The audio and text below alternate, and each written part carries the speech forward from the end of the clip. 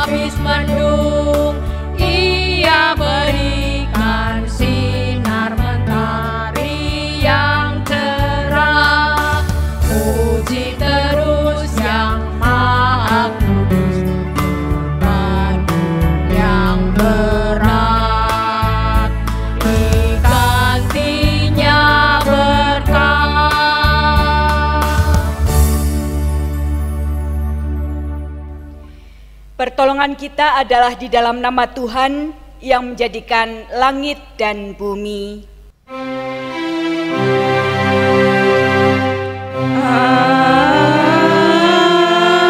Amin, amin, amin.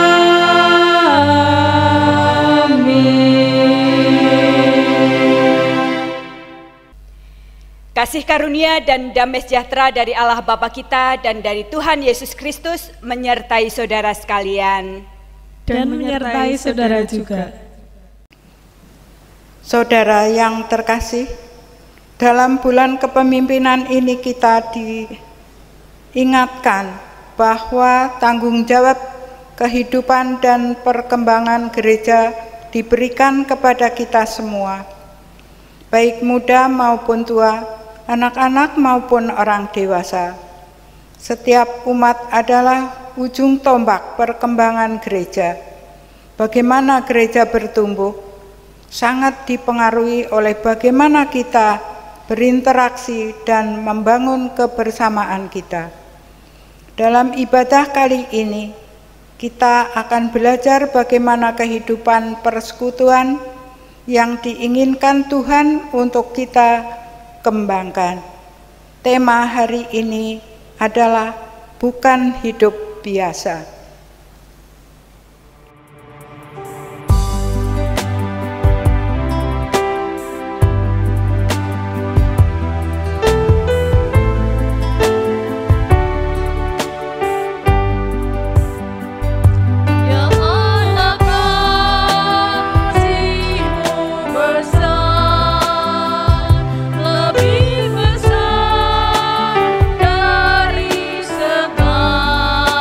Segala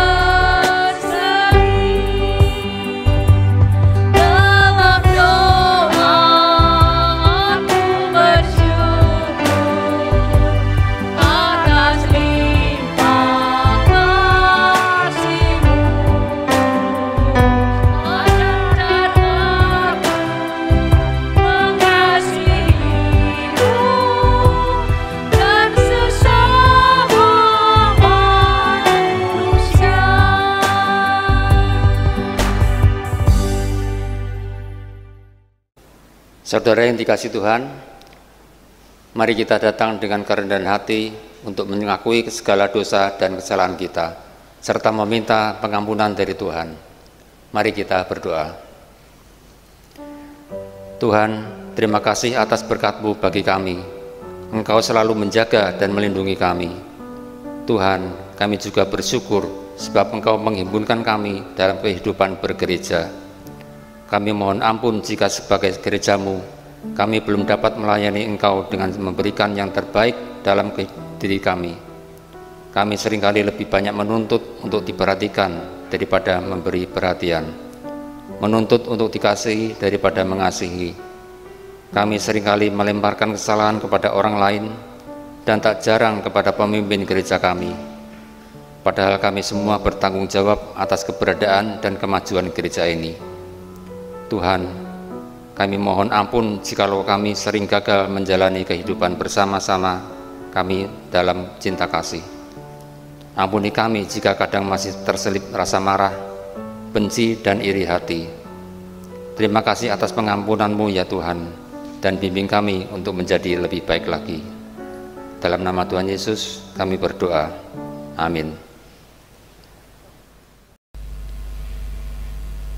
Jemaat Tuhan yang terkasih, terimalah anugerah yang disediakan Tuhan bagi kita melalui Kisah Para Rasul pasal 10 ayat 34 sampai 36. Sesungguhnya aku telah mengerti bahwa Allah tidak membedakan orang. Setiap orang dari bangsa manapun yang takut akan Dia dan yang mengamalkan kebenaran berkenan kepadanya. Itulah firman yang Ia suruh sampaikan kepada orang-orang Israel, yaitu firman yang memberitakan damai sejahtera oleh Yesus Kristus yang adalah Tuhan dari semua orang. Demikianlah berita anugerah dari Tuhan. Syukur kepada Allah. Salam damai.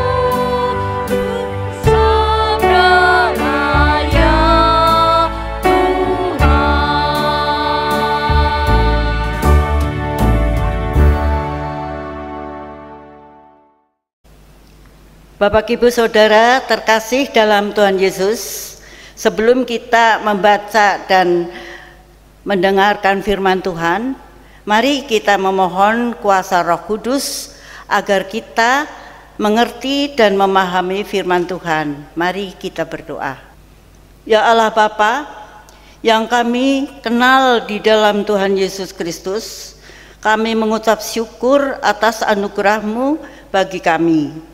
Engkau berkenan hadir supaya kami dalam ibadah ini, kami juga rindu mendengar firman-Mu yang hendak kami jadikan sebagai pelita bagi kaki kami dan terang bagi jalan hidup kami. Tuhan, kami mohon, urapilah kami dengan kuasa Roh Kudus, supaya kami bukan hanya mendengar firman-Mu saja, tetapi juga menjadi pelaku-pelaku firman Tuhan, sehingga hidup kami semakin hari semakin berkenan kepadamu. Pimpin hamba-Mu ya yang membaca firman-Mu Tuhan, supaya oleh penyertaan Roh Kudus hamba-Mu dapat membaca firman-Mu dengan benar. Pimpin juga hamba-Mu Pendeta Deborah Vivi yang hendak menguraikan firman Tuhan bagi kami, supaya dapat menjabarkan firman-Mu menurut kehendak-Mu. Terima kasih Allah Bapa, di dalam nama Tuhan Yesus kami berdoa. Amin. Saudara-saudara yang terkasih, firman Tuhan hari ini diambil dari surat Roma pasal 14 ayat yang 1 sampai ke 12 yang berbunyi demikian. Terimalah orang yang lemah imannya tanpa mempercakapkan pendapatannya, yang seorang yakin bahwa ia boleh makan segala jenis makanan. Tetapi orang yang lemah imannya hanya makan sayur-sayuran saja. Siapa yang makan, janganlah menghina orang yang tidak makan, dan siapa yang tidak makan, janganlah menghakimi orang yang makan. Sebab Allah telah menerima orang itu. Siapakah kamu sehingga kamu menghakimi hamba orang lain? Entahkah ia berdiri, entahkah ia jatuh, itu adalah urusan tuannya sendiri. Tetapi ia akan tetap berdiri karena Tuhan berkuasa menjaga dia terus berdiri. Yang seorang menganggap hari yang satu lebih penting daripada hari yang lain, tetapi yang lain menganggap semua hari semua saja. Hendaklah setiap orang benar-benar yakin dalam hatinya sendiri. Siapa yang berpegang pada suatu hari yang tertentu, ia melakukannya untuk Tuhan. Dan siapa makan, ia melakukannya untuk Tuhan, sebab ia mengucap syukur kepada Allah. Dan siapa tidak makan, ia melakukannya untuk Tuhan. Dan ia juga mengucap syukur kepada Allah. Sebab tidak ada seorang pun di antara kita yang hidup untuk dirinya sendiri, dan tidak ada seorang pun yang mati untuk dirinya sendiri. Sebab jika kita hidup untuk Tuhan, dan jika kita mati untuk Tuhan. Jadi baik hidup atau mati, kita adalah milik Tuhan. Sebab untuk itulah Kristus telah mati dan hidup kembali, supaya ia menjadi Tuhan baik atas orang-orang mati maupun atas orang-orang hidup. Tetapi mengapakah engkau menghakimi saudaramu? Atau mengucapkan engkau menghina saudaramu? Sebab kita semua harus menghadap tahta pengadilan Allah. Karena ada tertulis, demi aku hidup, demikianlah firman Tuhan, semua orang akan bertekuk lutut di hadapanku, dan semua orang akan memuliakan Allah. Demikianlah setiap orang di antara kita akan memberi pertanggungan jawab tentang dirinya sendiri kepada Allah. Demikianlah firman Tuhan. Berbahagialah setiap orang yang mendengar dan yang memeliharanya. Haleluya.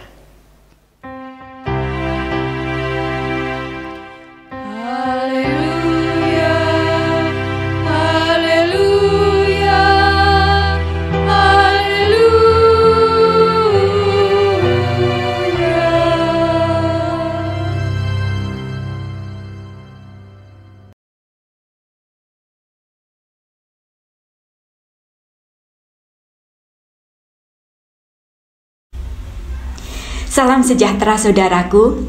Saudara, dalam satu tandan pisang, tidak semua buahnya matang secara bersamaan.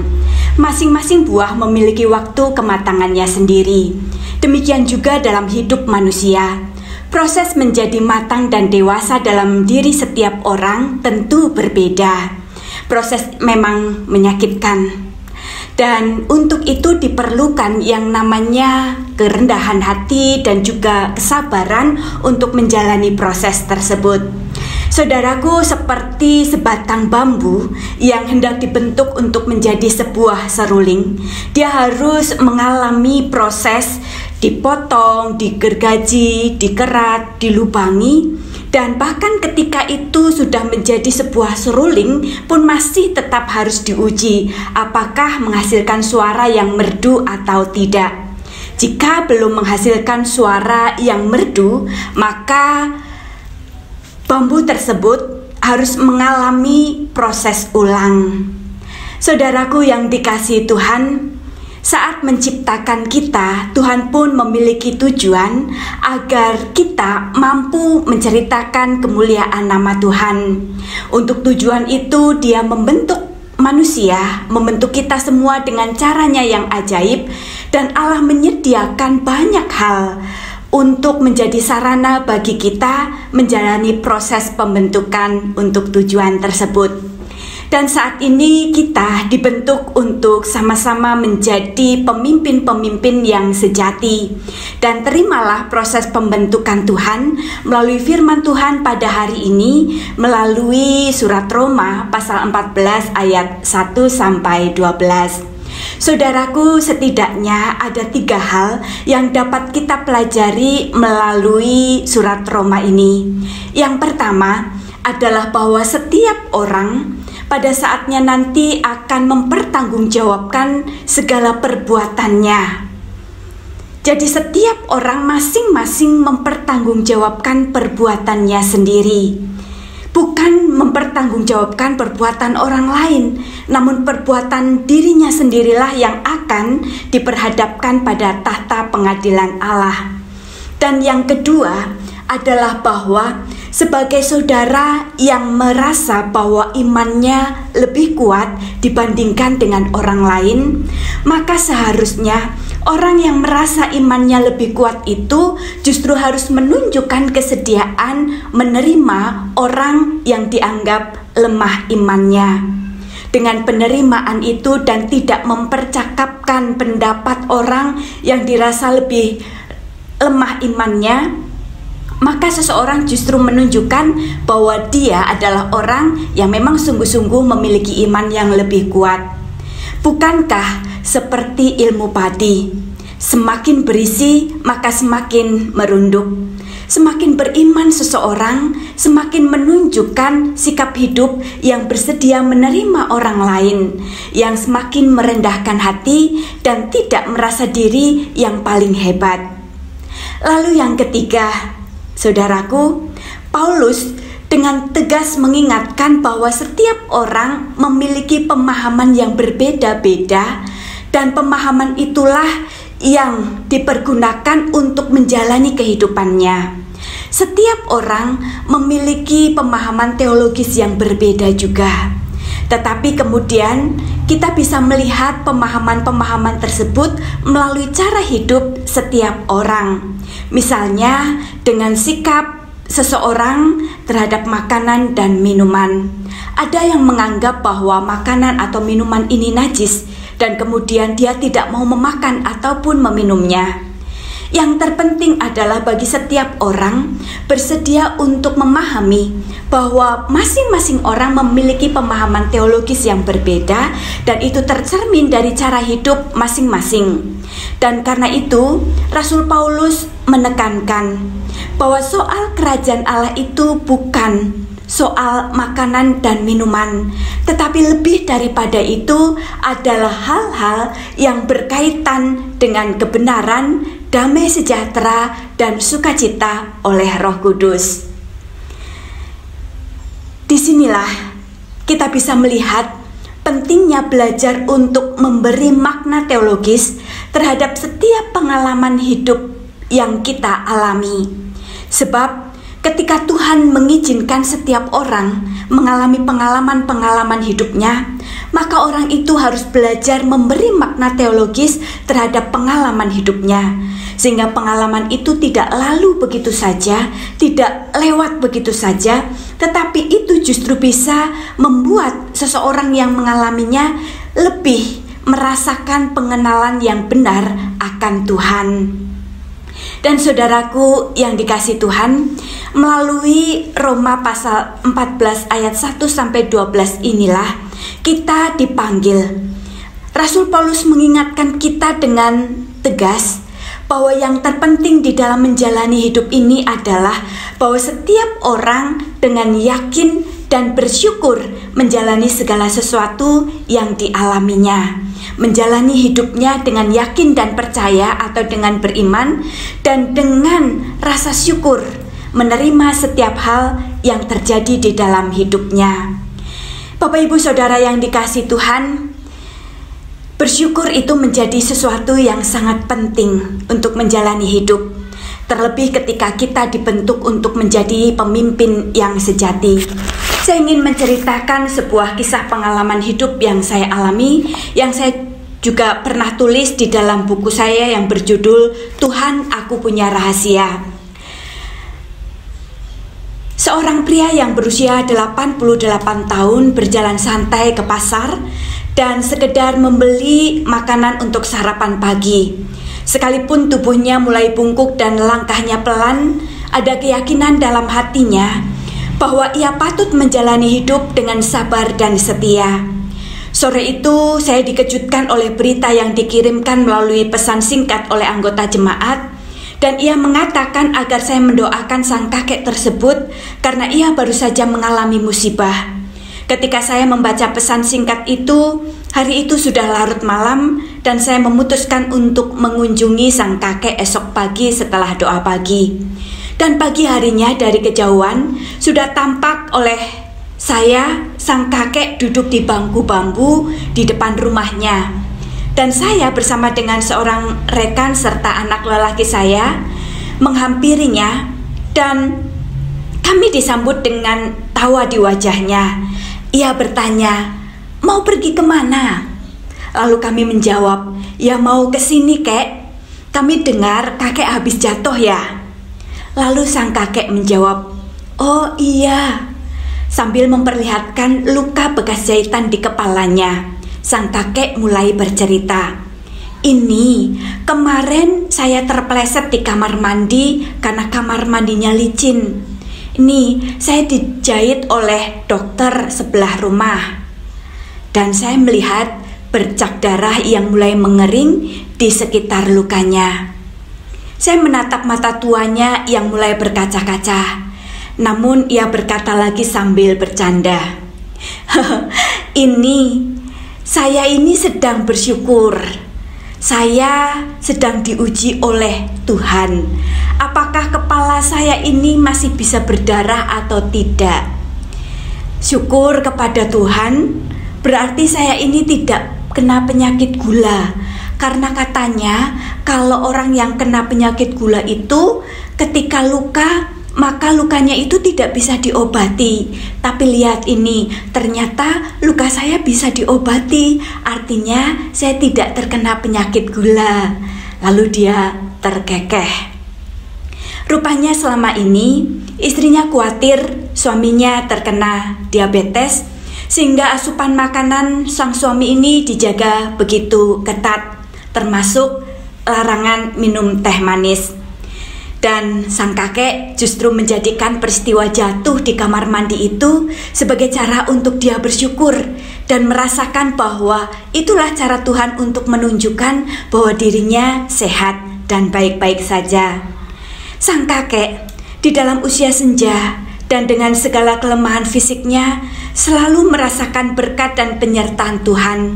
Sekalipun mengalami peristiwa yang kadang membuat matanya berkaca-kaca, segera ia mengiringinya dengan tawa lebar dari bibirnya yang bergetar.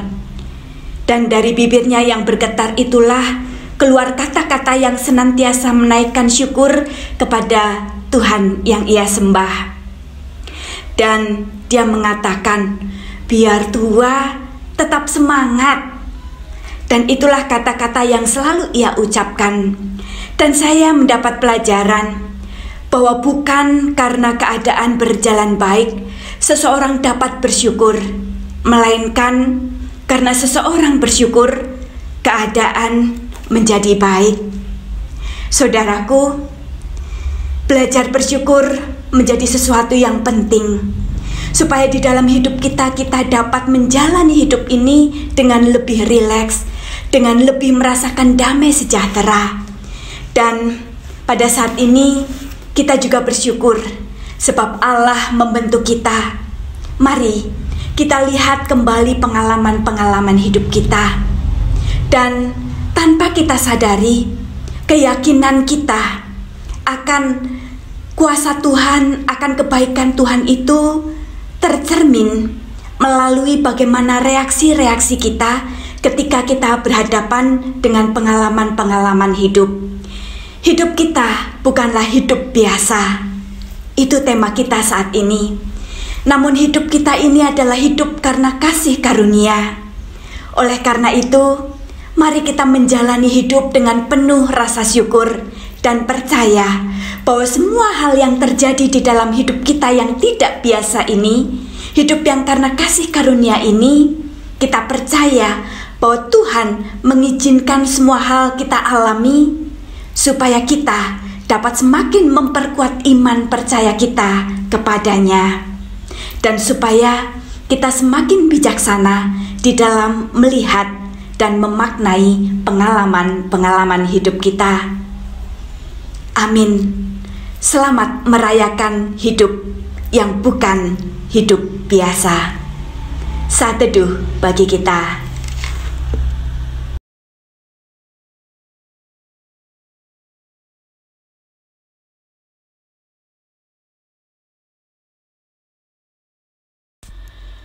Saudaraku, mari kita menyatukan hati untuk menaikkan doa syafaat kita. Mari kita berdoa. Ya Tuhan yang Maha Baik, kami bersyukur kepadamu sebab Engkau menjadi teladan pemimpin sejati bagi kami. Melalui firman-Mu hari ini, kami diingatkan untuk menjadi pemimpin yang bersedia menerima kelemahan dan keterbatasan sesama kami tanpa mempercakapkan kelemahan mereka. Dan kami juga dipanggil untuk menerima kelebihan dan kehebatan sesama kami tanpa harus merasa iri hati dan merasa terancam atas kehebatan mereka. Engkau juga mengingatkan kepada kami bahwa hidup kami bukanlah hidup yang harus kami nikmati untuk diri kami sendiri, tetapi Engkau memanggil kami untuk hidup bagi Kristus, yang kami wujud nyatakan melalui kesediaan kami hidup bagi sesama, melalui karsa dan karya kami, melalui setiap hal yang dapat kami lakukan, baik di dalam pekerjaan kami maupun di dalam pelayanan kami, juga di dalam kehidupan bermasyarakat kami. Tuhan, ajarkan kami terus-menerus supaya kami memiliki kerendahan hati seperti yang Tuhan Yesus ajarkan kepada kami. Dan saat ini kami juga memohon kasih dan juga anugerah-Mu bagi saudara-saudara kami yang bergumul karena sakit penyakit, karena usia lanjut dan kelemahan fisik, karena persoalan ekonomi, karena kekhawatiran akan masa depan, karena pergumulan-pergumulan yang tidak dapat mereka ungkapkan dengan kata-kata mereka. Kami percaya Tuhan bahwa di dalam setiap pergumulan mereka Engkau hadir, menyatakan belas kasih dan juga berkat serta anugerah-Mu. Dan kami yang Engkau panggil untuk menjadi gereja-Mu, biarlah Engkau juga memampukan kami untuk terus mendukung mereka melalui kesediaan kami untuk menjadi saluran berkat bagi mereka. Dan kami juga terus memohon berkat dan anugerah-Mu bagi gereja Tuhan, supaya dimampukan untuk menjadi gereja Tuhan yang sungguh-sungguh menghadirkan tanda-tanda kerajaan Allah, khususnya di tengah-tengah pandemi virus COVID-19 yang masih juga belum berakhir. Kami bersyukur jika sudah ditemukan vaksin dan masih di dalam uji coba.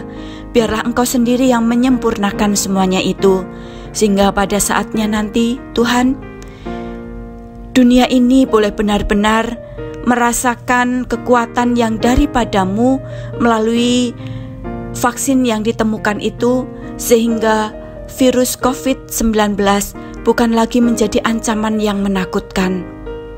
Tuhan yang baik, biarlah kami bersatu padu untuk bersama-sama hidup di dalam keseharian kami yang terus menjaga protokol kesehatan, dan semuanya itu kami lakukan sebagai wujud cinta kasih kami kepada Tuhan, kepada sesama, dan juga kepada diri kami sendiri.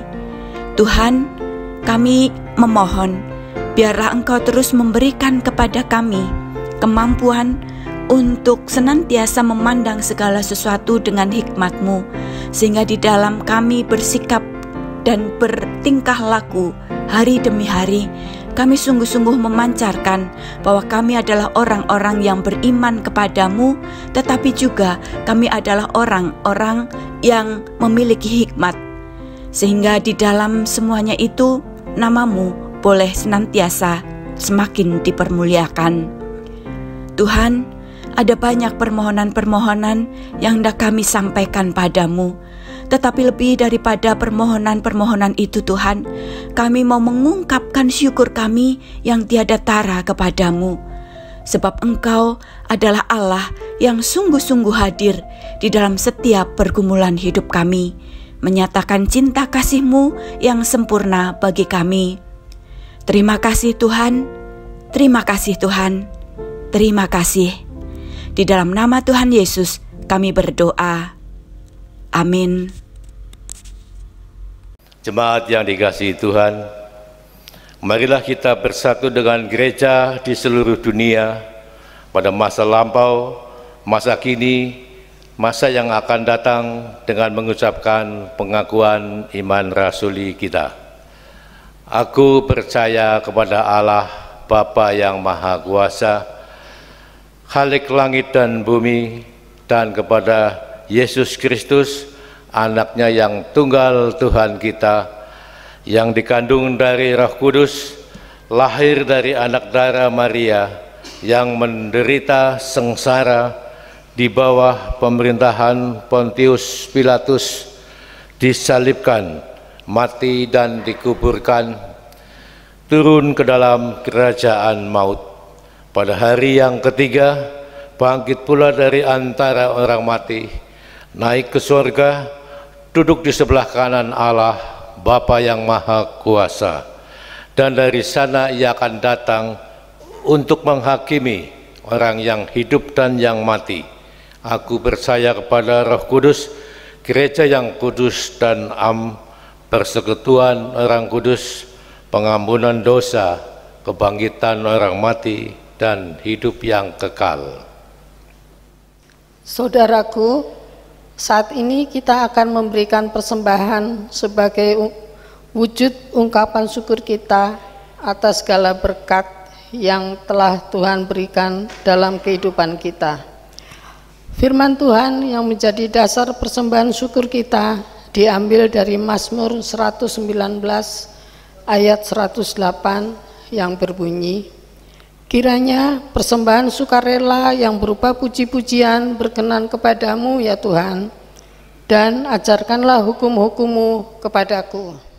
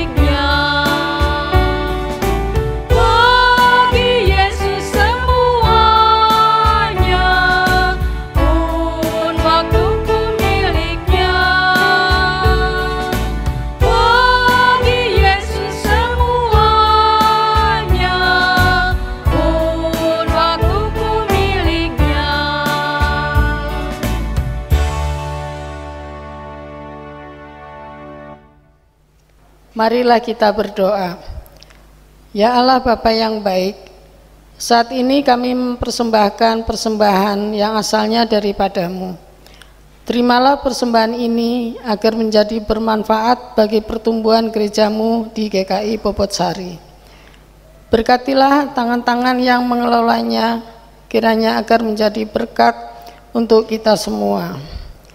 Sehatkanlah kami ya Bapa, Sang Tabib Agung, khususnya untuk para lansia di GKI Bobotsari, hingga pada saatnya